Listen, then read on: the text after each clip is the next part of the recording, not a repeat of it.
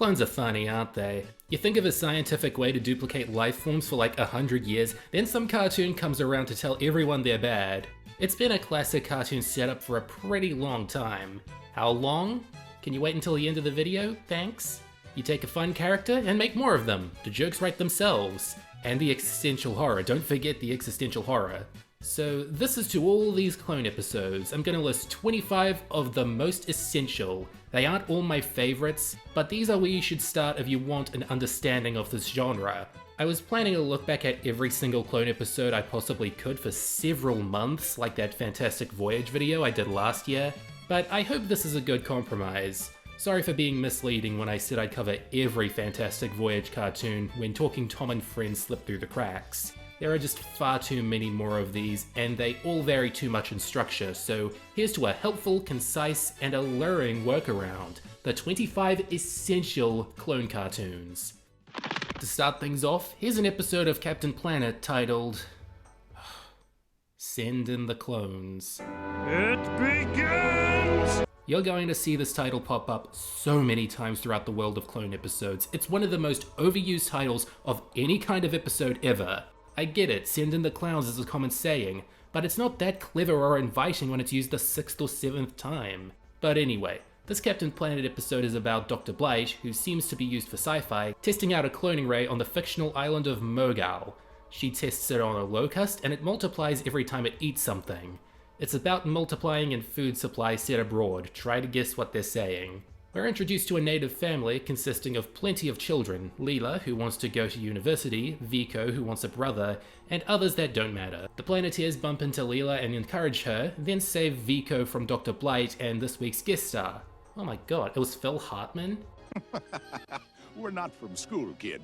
But stick with us. You'll learn a thing or two. It seems to be too late, as when they get back to the family, the effects of the ray take hold, and Vico begins multiplying whenever he eats. And way too quickly for me to get invested. He's almost taken over the whole island. The cloning only begins halfway through the episode, so getting a conflict and resolution out of this was already hard enough with the cheap labor and locust stories going on. A moral they're clearly going for is don't turn children into slaves, but then they have 2 PSAs at the end with the exact same message to curb overpopulation. The Earth is not getting any bigger. So when it is your turn to have a family, Keep it small. This isn't an issue I'm an expert in, but did the writers not stop to think that penning a story that portrays the population growth of a foreign land is begging to be misinterpreted? I mean, it's very clear that there's way too many Vicos, but even if the story was set in a more developed area and focused on a white family, this story and all its divergent plot points would feel very slapdash. Captain Planet just saves the day and declones the kid, and the parents are automatically okay with Leela going to university after she knows what to do with the locusts. I feel like cleverer solutions were available, but as a whole, this is a dreadful episode. Yeah, I can't believe it either, there are bad Captain Planet episodes. But because I'm such a lenient guy, I'm gonna give it the most pretentious award, cementing it having a unique placement on the list. Let's get things off to as good a second start as we can. I gotta learn to keep my mouth shut. Actually, this episode's okay. Nothing amazing, but I can smile at it. Mac brings Blue to class to show and tell one day, and the show doesn't immediately end with the teacher telling Mac's mother he still has Blue. Instead, all his classmates are so entertained by Blue's antics that they make their own imaginary Blues, then run into trouble with them and dump them at Foster's exactly like the original. Quite a seamless way to whip out a clone story, and it's all in the execution. He's weird looking.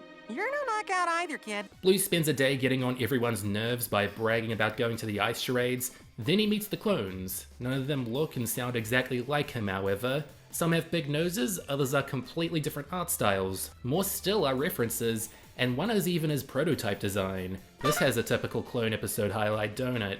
Well, whether they keep all these designs in frame depends. Oftentimes they're just repeated exact clones for the sake of clarity. He may be a simple design, but it's still good to make it clear when Blues are Blues. So Mac comes over and can't quite tell who his imaginary friend is, because he's got them all hyped up for the ice charades and they all want to go with Mac too now. Eduardo! Hola, Mac. But if you think Blue's done shooting himself in the foot when he's finally cleared as the real one, He doesn't get the honor of being in the ice charades like all his derivatives, taking the place of a Blueberry performance. If you don't like Blue, this episode will give you a migraine. If you do like Blue, you've got every shade of him. The cheeky prankster he really should have stayed, the self-absorbed ball of loudness Cartoon Network forced him to be, and the grouchy brat literally no one benefited from. Again, I think this episode's funny and creative, just not my thing compared to most of the other cartoons on show here. Here we go, Dexter's Lab did a clone episode. It's a guarantee tropes like this'll crop up in Invention of the Week shows. Double Trouble is notable for introducing Dee Dee's best friends, Mimi and Lily. They're exactly like her, what fun. Later on, they put a little more effort into making them distinct from each other, but here, the cloning has already begun. After dancing, they decide to mess around in the lab, much to Dexter's annoyance. To make it easier to wrangle them, he steps into his cloning chamber and creates 2 extra Dexters to get the girls under control. Maybe he should have checked his clones for stray DNA samples beforehand, because a rabbit keeps coming out of his lab suit. It doesn't make much sense, but neither does this episode. It's early season 1 Dexter's Lab chaos. They haven't settled down yet. The appeal at the point was, look at us at Cartoon Network, we have a show now. Look how much animation's dancing on the screen, and this big fat early Dexter chin. Plot points like the girls making clones, the Dexter clones eventually acting like the others, and the gag of the rabbits coming out of Dexter's suit don't amount to much. It's just madness for the sake of it. Not a bad clone episode, but pretty middle of the pack by Dexter's Lab standards.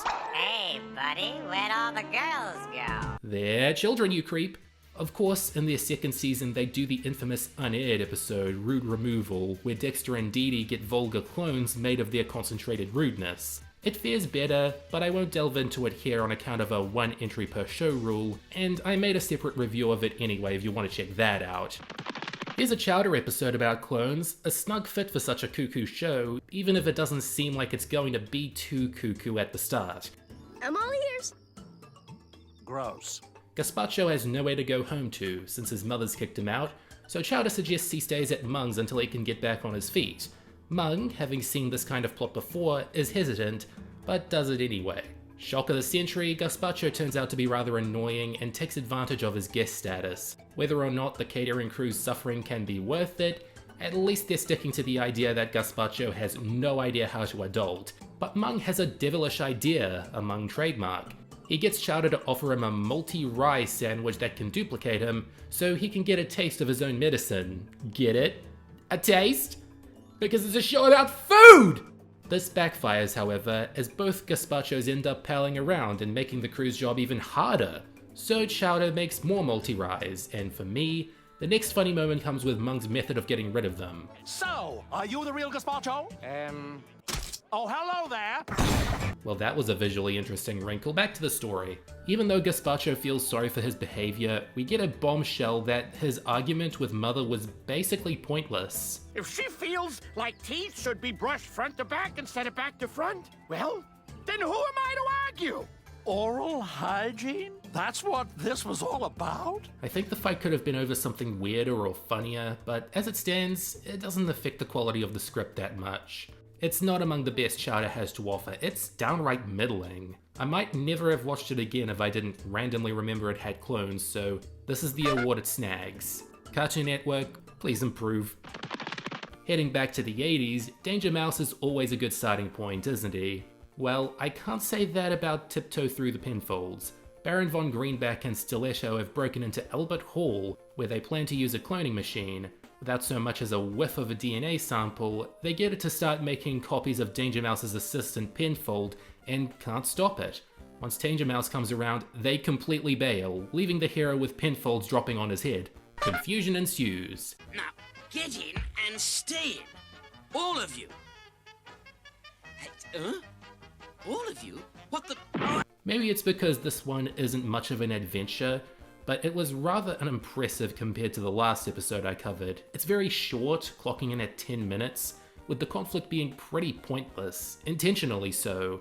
The cloning machine creates millions of Penfolds by the end, but they don't really do anything, they don't even speak, and then they start exploding. The trope was still clearly taking baby steps. Apparently, just seeing a crowd of the same character was funny enough back in those days. At least it's a funny episode, which counts the most in Danger Mouse, with the credits being a particular highlight. Now here's an experience. Not only is this a 3D show, but a 3D show based on a 2D comic strip character. The results are expected. All Garfield wants to do is watch $1 Million Name That Fish, but he's bothered by John, Odie, and even Nermal. But during the show, a news report comes on about a scientist accused of inventing cloning technology. Remember when this was just a comic strip about a cat that ate weed? So Garfield goes to the science lab, and the scientist is very nonchalant with leaving a talking cat alone with their brand new ahead-of-its-time device. I have to go. The Mad Scientist League is having a baseball game tonight. I am the entire starting lineup. Within seconds, Sonic Adventure 2 happens. So now Garfield can clone himself. At first, one clone for each of the folks he has to hang out with today, but he soon abuses his power. Yeah, only now he's abusing it, by cloning the pizza delivery guy. Here is the pizza you ordered, kitty cat. Here is the pizza you ordered, kitty cat. You can see this show's a little cursed, right?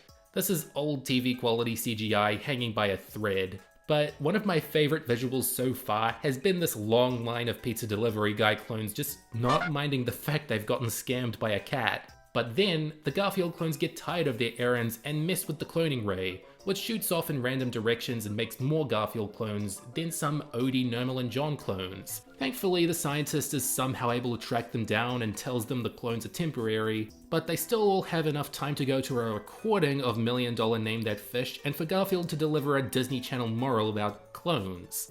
This thing was chaos, but at least I had fun with it.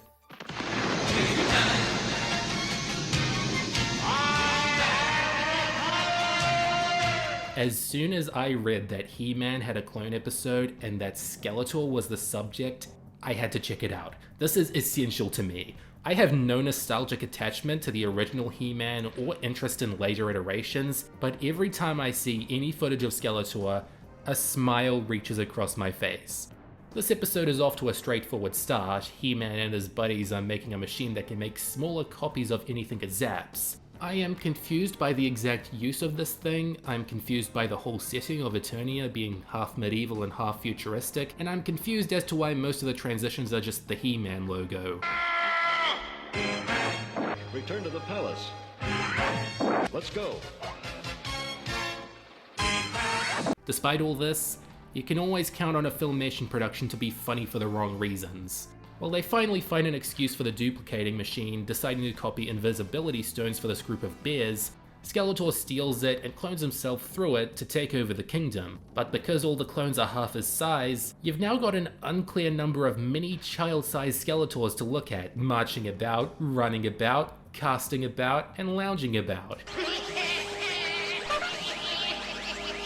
So how does our dominatrix Skelly Boys plan fail this time? Well, He-Man asks who'll be the true ruler of Eternia, and all the clones turn on each other. Brilliant. You briefly see He-Man get cloned too for some reason, possibly because his strength was drained, but this whole part is wonkily depicted. They destroy the machine, destroying the clones as well. For some of these clone episodes, the solution is as simple as destroying the source. But despite this show just not being very exciting these days, I was happy to get more than my fill of Skeletor. I'll refrain from talking about many copies for the rest of this, but I wanted to offer one of the joys of clone episodes, getting to see more and more of your favorite characters. Time for some Word Girl. Now, I never watched PBS Kids growing up, these shows weren't as widely available down here, but I've started to hear good things about this show, so its clone adventure sneaks its way onto this list. Lady Redundant is on parole again, working at a stationery store, and rightfully sick of random adults coming up to her obsessing over Word Girl. Hi there. I absolutely love Word Girl. Get a hobby, for your own good. Encouraged by the customer's odd demand for a life-size duplicate of Word Girl, Lady Redundant decides to make one.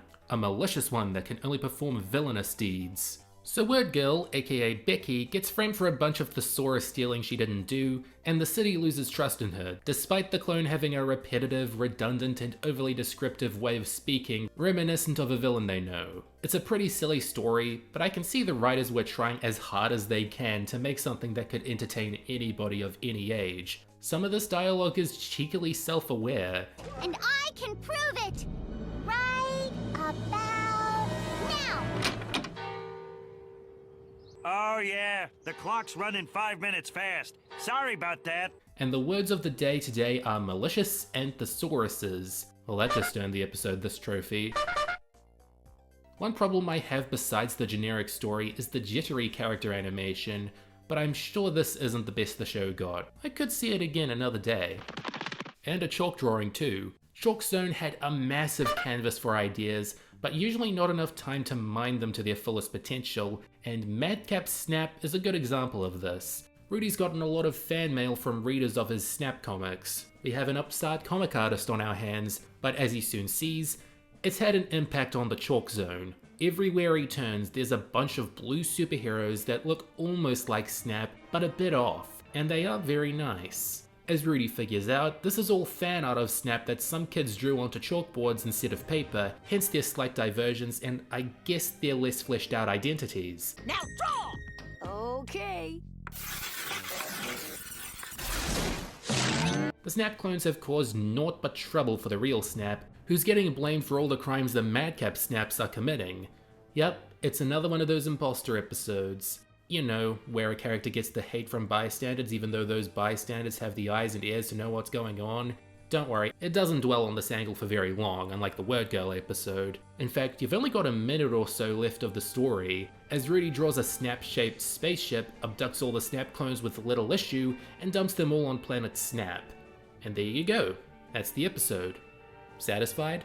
I think the story has a great premise, Rudy, Snap and Chalk Zone having to deal with the deranged world of fan art, but the conflict and resolution feel half-baked. I guess for a show that aims to inspire imagination, creative thinking and problem solving, a great premise should leave a good enough impression on the audience. How have I never heard of this show?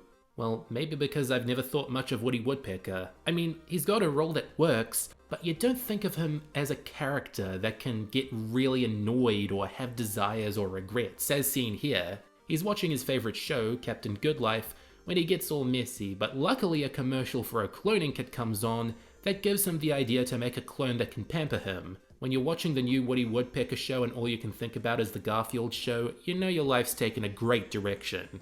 I guess being an everyman in this show, and desiring to have an easier life in this episode, he gets the cloning kit and sacrifices his tail feathers to make the clone twice as good as instructed. But it ends up making a clone twice as similar to Yakko Warner.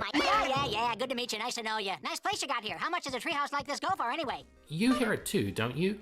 I think you can guess where this is going. The clone ends up being more energetic than Woody, which is quite a sight. Maybe out of character, but I haven't seen enough of this show to know if this is that much of a departure for this incarnation. Rob Paulsen's performance as the clone is holding this episode up greatly. I actually had to look up that this was Billy West voicing the original Woody Woodpecker here. I can hear it now, but pitching it up made it harder at first. I've created a monster me. I gotta get rid of him. He, before I destroy... It destroys my life! Everything about this show is intriguing me except for the plot of the clone episode. It's a fine romp, the ending is what you'd expect, he manages to revert the clone to goo through quick thinking, get his tail feathers back, and feel content to wallow in his filth. I really don't have much good or bad to say about it outside of the voice performances, but Woody Woodpecker is an iconic enough character for me to turn my head to this little episode. Now, Night of the Living Dougs belongs to a special subgenre of zombie clones, but because it's Doug, it has to make sure you're bored first before it can entertain you. Doug's making a costume for a Halloween party, but after leaving the room for a few minutes, his brother Dirtbike ruins it. With time running out before the party that night, he has no luck in getting help from others. Skeeter's not responding, Judy doesn't want him near her costumes, Roger taunts him, Mr. Deke just shows off his latest invention. Nothing's going right. Absolutely nothing. Cartoonishly nothing. So with a story that starts with Doug having a rotten day, it's an odd swerve that Doug's dilemma is that he wished people acted more like him. Cut to the following day, where he doesn't remember attending the Halloween party, and people slowly start to act more like him. This is great at first, but he also starts noticing a mysterious clone of himself in the distance. And then you go, oh no, they're trying to do a horror story. Oh, this is gonna be good. Once he's home, his family's confused since he's already eaten dinner, and when he gets to his room, this transpires. I was about to look into the face of pure evil. There's a kid there who looks just like him, who's likely an alien, and everyone in Bluffington soon starts to transform into him. This is hilarious. I love it. An army of Doug funnies isn't an apocalypse, it's year 7. It's hard to tell if they were deliberately trying to make it scary, because while Doug is clearly frightened of the nightmare, spoiler alert, this doesn't actually happen. Big shock, I know. They sneak in the funniest visual gags. You know what movie got me to consider film an art form? Citizen Doug. The dream ends as 2 of Doug's closest friends turn into him, Patty Mayonnaise and his dog Porkchop. If I had a nickel for every time Doug had a fantasy where he was Porkchop, they'd be worthless because we don't use nickels in New Zealand. He wakes up and goes to the costume party as himself, but there seems to be someone there who's already got the contest in the bag. You are liking this? I have come dressed as my favorite friend, Doug Funny. That's a quirky, goofy way to end the episode. So perfect. I don't know how much of my enjoyment for Night of the Living Dougs is genuine, but at least it's enjoyment. I bet many of you have been waiting patiently for some sort of Making Fiends coverage on my channel, so consider this your lucky day. Puppies, Puppies, Puppies begins with Charlotte bothering Vendetta while she's just trying to enjoy some onion on a stick, like we all do, so she immediately chooses to sick some of her evil creatures on Charlotte. Actually, just one dog she clones. But as it usually goes, Charlotte ends up making friends with the Fiend, but can only figure out one way to take care of all the dogs: clone herself. And for the rest of the episode, she and her army of hers just bother Vendetta and even try to entertain her with an entire circus of Charlottes. Even at this wacky climax, there's something very subdued about this show that I appreciate. It's not as loud or zany as you'd expect, but it's nice that they're aiming for a mix of horror and comedy here, where depending on the kind of person you are, you can kinda sympathize with Vendetta's plight. So how do the clones disappear? Vendetta gets a monster to eat them all. Yay, gumdrops! Yay, gumdrops! Yay, gumdrops! I did the math, there were over 600,000 Charlotte clones, but in the end, it seems that both the original and at least one clone have survived, and can perhaps live to repopulate a small city. Making Fiends got the shaft. If you know anything about this show, you know that, but I found this episode to be harmless fun. One of the original Oh Yeah shorts for the Fairly OddParents, Too Many Timmies, starts out almost exactly like the pilot. Timmy's parents get Vicky to babysit him, and she slave drives him, although this episode makes her less outwardly psychopathic than usual. Timmy still doesn't like how many chores she's piling onto him, and wishes for a ton of copies. Cosmo and Wanda, of course, take this literally. Smart Alex. But they found a new joke to make with this concept. Gives us a grand total of 44 and a half Timmies. Any questions?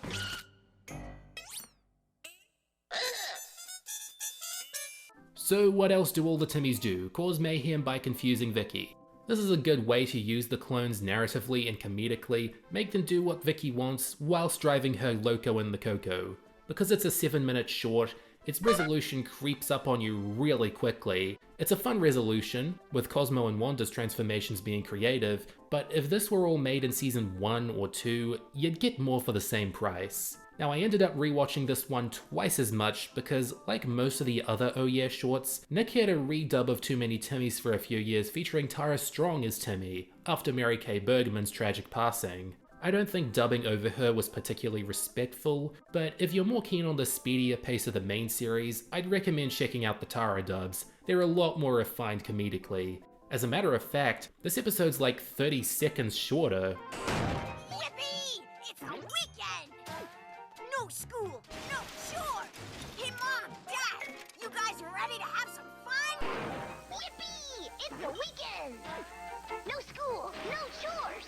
Hey Mom, Dad, you guys ready to have some fun? Which would only make you want more. Don't worry, the main series will have your back in time. Have you ever heard of this show called Adventure Time? Well, they've had a few clones over the years, including James. In James's starring episode, James, he messes up a mission in the desert, so Princess Bubblegum sacrifices him so she, Finn, and Jake can escape with their lives. But thankfully, James is easy to clone, so she just clones James before his funeral, creating James 2. You don't need to watch James, as this is all shown in a flashback in James 2. But I will say, the darker undertones prevalent at this point in the series make the credits such a funny whiplash. James 2 begins with a James dying again, where it's explained that they keep cloning James out of the goodness of their heart, But Princess Bubblegum is tired of letting James get away with being careless, and she plans to stop cloning him. But Finn and Jake soon discover that all the James clones are still alive, having faked their deaths so James too can get more friends and medals. So what does this all say about James? Through the narrow lens of a clone episode, James seems to be a hassle, but is naive enough to not know he's ever doing anything wrong. So while annoying to the others, you can't get too mad at James, or even the other Jameses. PB ain't gonna like this. Bubblegum finds out in due time, and after alerting the banana guards of his crimes and having to tell them what a clone is, how can 25 guys look like one guy? They're clones. What are clones? A group of organisms or cells produced asexually from one ancestor or stock to which they are genetically identical. How did that happen? sits it out and just enjoys the chaos with Finn and Jake. If there's any season 6 episode they shouldn't have made mopey and serious, they picked the right one. But the Jameses get to prove themselves heroic when the goo monsters attack Ooh, and the original James almost kills the princess. So the James clones morph with it into one being, for the selfless act of being a hero and the selfish act of just wanting more medals. It's weird, it doesn't make that much sense, I don't quite know what's going on jumping into the 6th season, but I liked this one.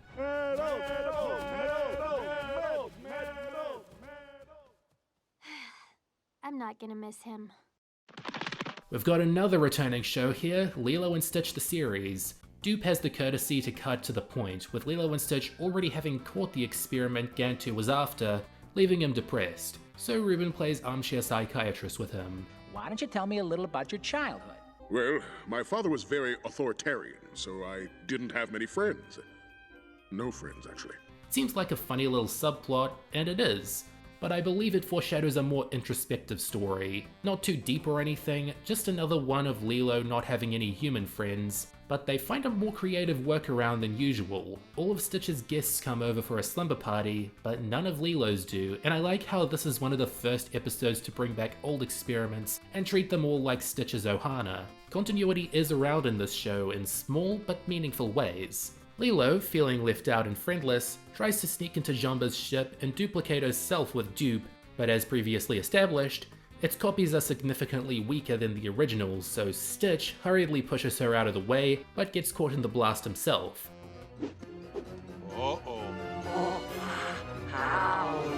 So now there are 4 Stitches running around, causing trouble for Pleakley, though they are much easier to wrangle than the real deal, who himself slowly loses strength to keep the clones alive. Unfortunately, Gantu's got his mojo back, finds 4 experiments out of the blue, and trains them to be killing machines. All these new designs they cooked up are so good that they used multiple in one of the DVD bonus games. It's so easy to tell they're from the same episode there, but it went to show how unique and inventive they all are. The way they're defeated is great too, with Lilo baiting Gantu into duplicating them. Chalk it up to Dev Chase's less expressive performance for the show, but it's a bit hard to tell Lilo's faking it, which makes the plan feel more intricate. I mean, it involved cloning Pleakley, it had to leave no stone unturned. But all of Gantu's experiments get cloned to the point of uselessness, and Dupe's able to revert Stitch to one entity, and we get a nice little lesson about the importance of quantity over quality. This is actually a great episode, it got a lot better since I last saw it. It's nice, creative, and memorable. It's delightful when this show hits all those notes. And now for the newest clone episode on this list, and it's still like 6 years old. Sonic Boom, that Sonic show some people kinda like and others kinda don't. I land on the kinda like side, but this opening conflict's a bit dry. Tails invents a force field for the island of Zuma Mobius to protect from Eggman's forces, but it proves ineffective anyway. So Tails decides to multiply himself so he can increase the likelihood his inventions will be foolproof. Unfortunately, what ends up happening is it splits his intelligence across 5 different bodies, so now they're all idiots. Hey, this wall tastes like dirt! It's a rare chance to see a dumb Tails at this point in the Sonic franchise, because of how most iterations had pigeonholed him into the role as the gadget kid. You fly a plane once and everyone thinks you're a prodigy, go figure. But the real fun begins when his friends wrangle them up and put them back in the machine, but forget to flip the unclone switch and end up with 25 foxes. They're all so wacky and silly, what are you gonna do? It gets even better when some of them end up at Eggman's base. Is this a towel? What am I supposed to cover with that? Are you making fun of me? They're wrangled up again, some elevator music plays, and Stick still feels like attacking the reformed Tails because of course she does. The most enjoyment you're gonna get out of this is if you're a Sonic fan who wants something a lot more comedic and carefree. And not only is this what I prefer out of the franchise, but it's what I prefer out of my clone episodes, hence its placement in the top 10. Not the 10th best ever, but the 10th most essential in understanding what a clone episode is. I was excited to revisit how the Angry Beavers did this with the Season 4 episode 3 Dag Night. Just kiss already! Daggett buys a cloning toy that looks more like an Easy Bake Oven, while Norbert is playing with something more sophisticated, a grand piano hairdryer hybrid.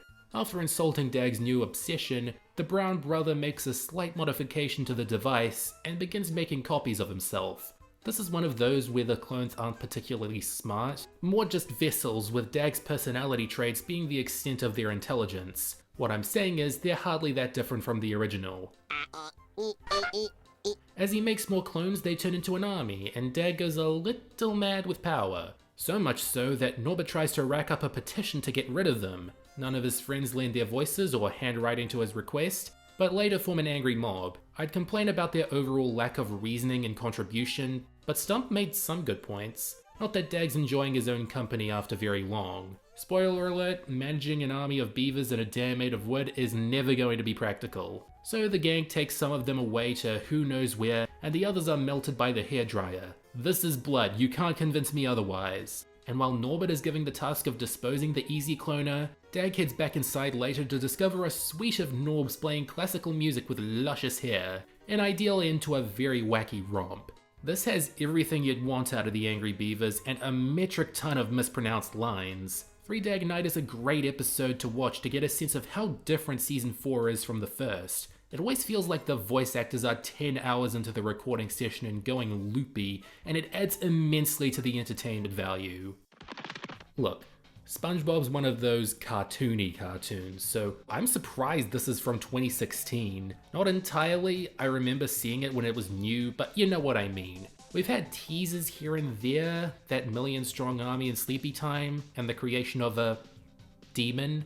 But now, Plankton's got SpongeBob over at the Chum Bucket for an office party. Quite the forgiving sport, SpongeBob, and he's even down for some photocopy machine top foolery to show just how casual of a meetup this is. But it turns out to not be so casual, as Plankton actually wanted to clone SpongeBob as a means of getting the Krabby Patty secret formula out of crabs. And what follows is a good episode. Not too hilarious, but this is full of neat ideas executed as well as possible. The SpongeBob clones have blue ties, and while it would have been cool if Plankton colored all the ties differently so we got a whole rainbow of clones, just making the tie blue messes with me. But all the little character moments are what make this good. You've got SpongeBob not too shocked or worried about seeing a mirror of himself, just happy he's found a new friend. And Mr. Krabs having to keep cutting SpongeBob's pay for all the clones is funny too.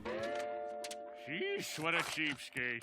As is Squidward thinking he's in a dream. His mind completely cracked in Season 9, but so did the shows. And we're introduced to this legendary background fish. I'm dreaming.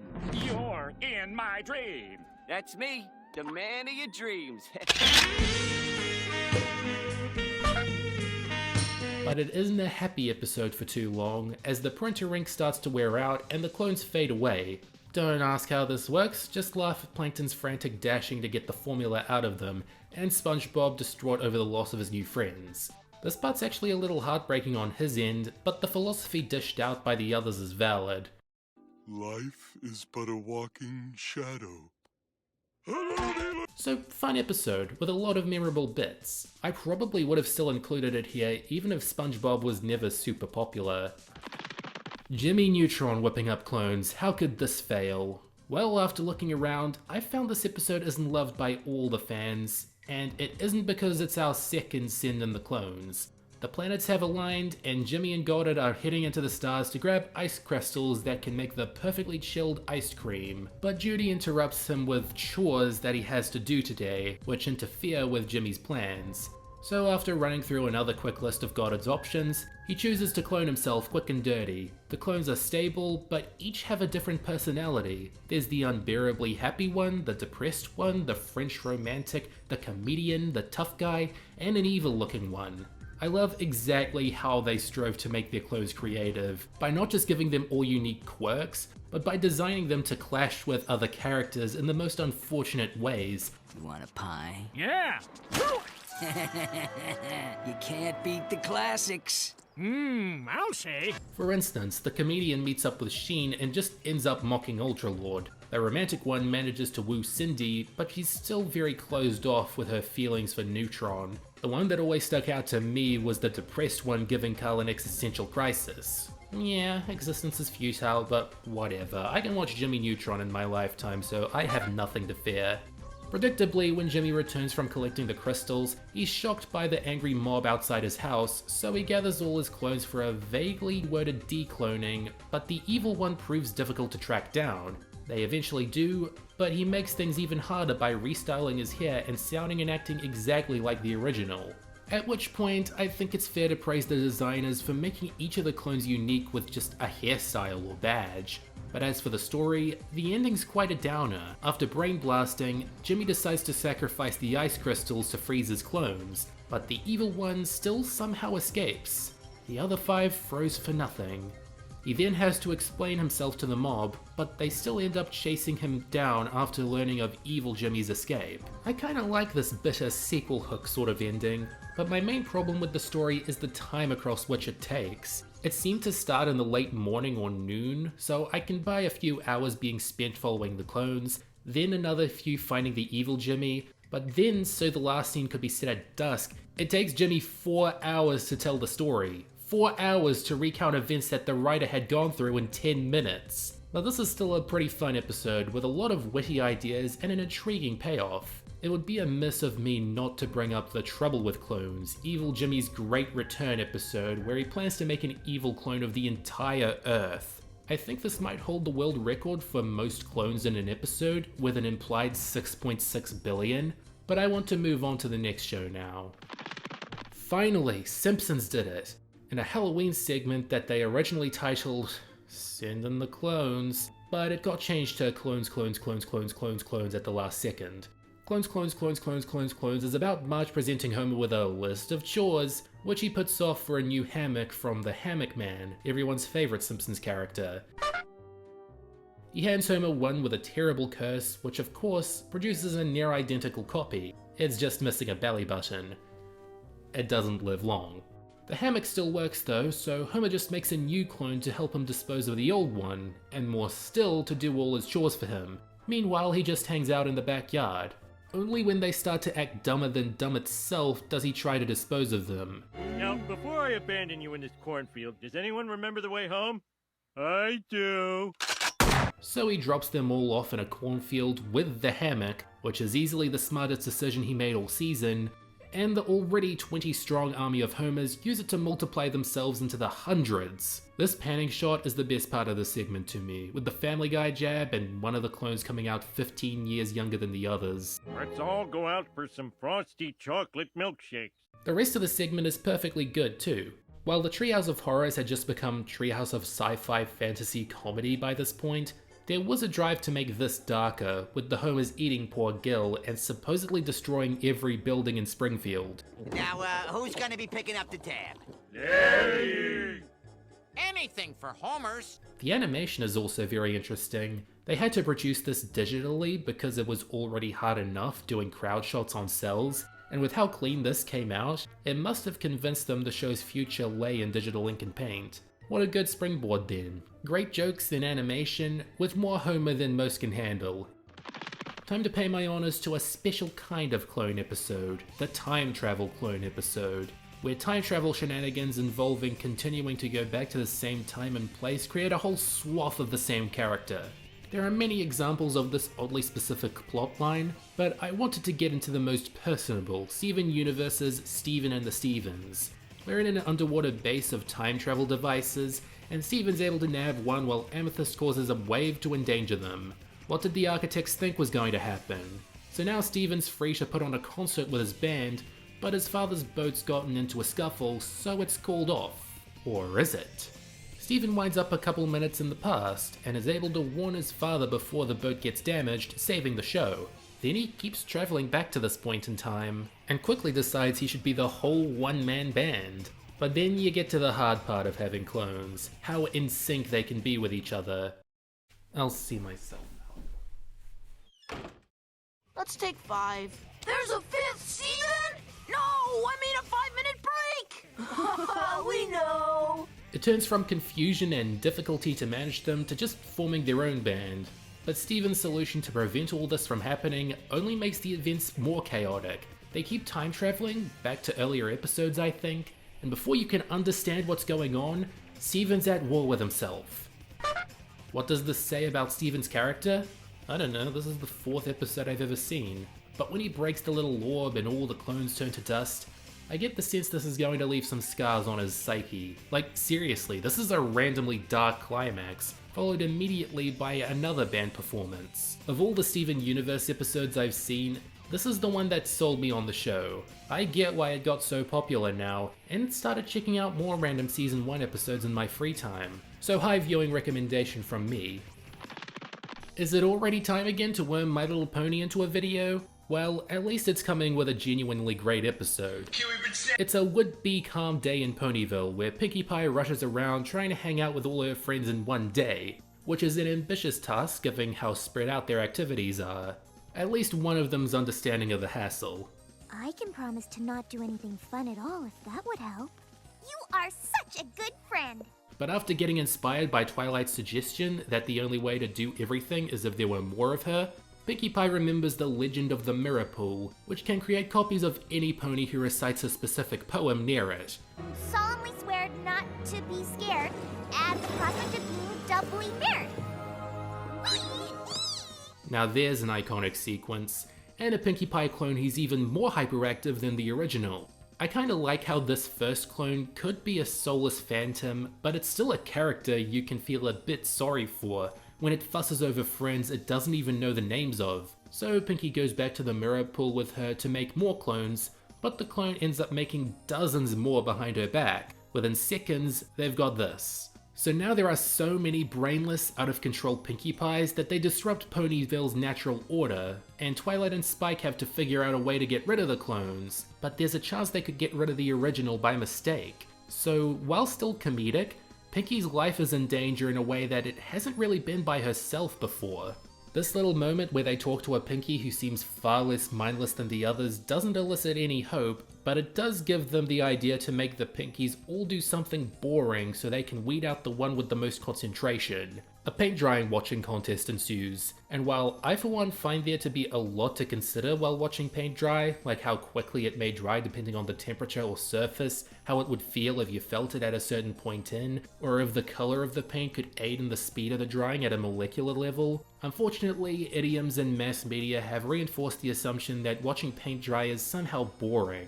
This is one of the most controversial scenes of its time for another reason, that being Twilight's gung-ho slaughter of each of the Pinkie clones. Even though it's clear they're spurts of energy that were never really alive in the first place, some fans thought it was a cold-blooded killing spree of Pinkie Pies. What really interests me, however, is the impetus for the final shot. I can't take it anymore! Some ponies making balloon animals! Now, would the real Pinkie Pie have stayed focused on the paint, or would they snap out of it to listen to and trust their friend? Food for thought. What? Where? But otherwise, this is a great episode. Who would have thought you could have too much of a good pony? Narrowing down to one Phineas and Ferb episode was a big reason I gave myself a year of prep for this one. I just had to pick Runaway Runway, but I also just had to pick Split Personality, just as much as I just had to pick Night of the Living Pharmacists. Cheer Up Candace couldn't count, however, as the Perry duplicates there were robots. Sorry, Jerry. In your honor, I have picked another Perry episode, Primal Perry. While you may remember it as the one where Perry and Doof are running away from Liam, it's got a brief B-plot in the backyard where Baljeet is starting to freak out over every choice in his life, and the consequences they can have. If you need to make an 80s music video to get your point across, your expressions are beyond the capacity of most human languages. So Phineas and Ferb invent one of their world-famous doohickeys that spins Baljeet around a bit, which creates copies of him whenever he has to make a choice. Not as minor as every time he blinks or speaks, but when he has to make a decision with multiple possible outcomes. This is great! Now that I have made both choices, I will no longer miss any of... What do you know? I was right.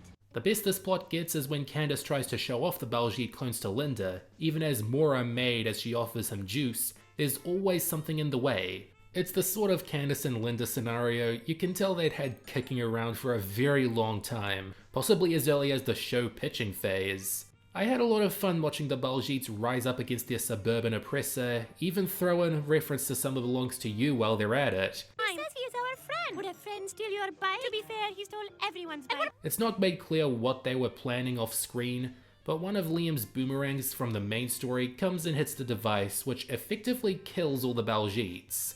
I don't know how that's supposed to work, but both the Candace stuff and Baljeet and Buford's interactions are wrapped up in a nice bow.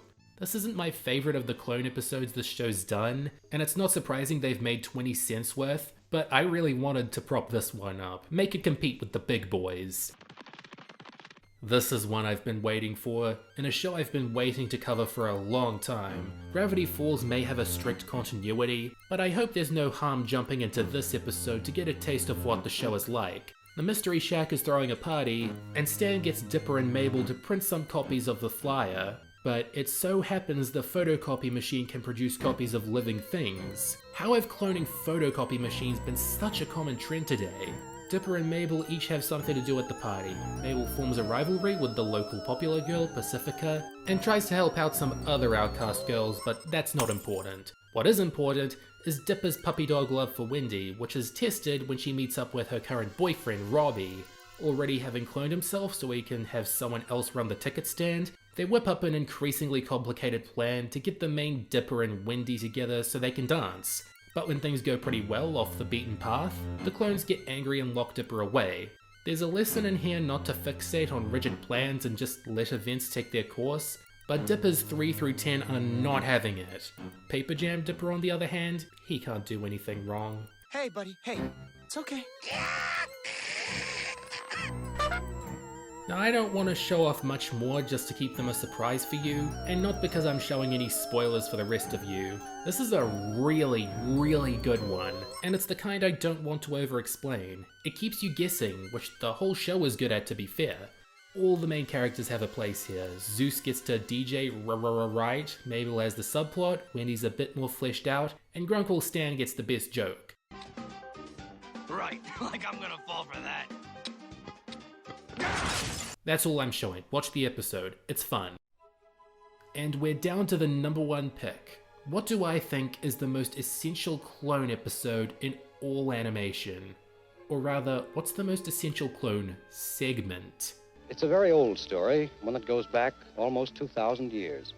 A legend about a sorcerer who had an apprentice.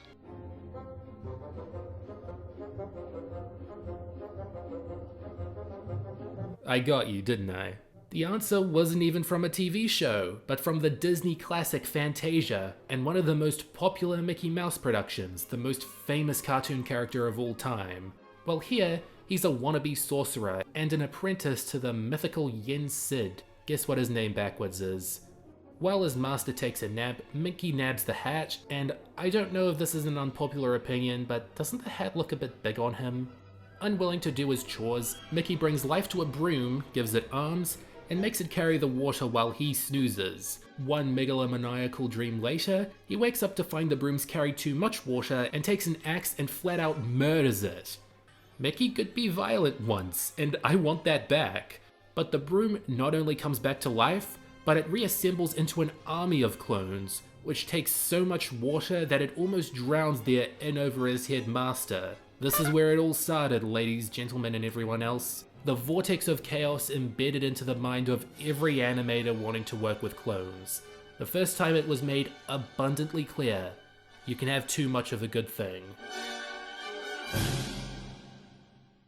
I guess the only knock against this is a little discussion on if the brooms are clones, because is the broom even a living being in the first place? It doesn't seem to have much sentience, but it does move and follow instructions.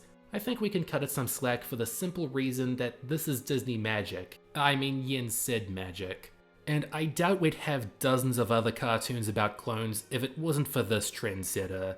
When I started this clone project last year, I didn't know it would take on this format, but I'm thankful you clicked on it anyway. Let's see where this takes us.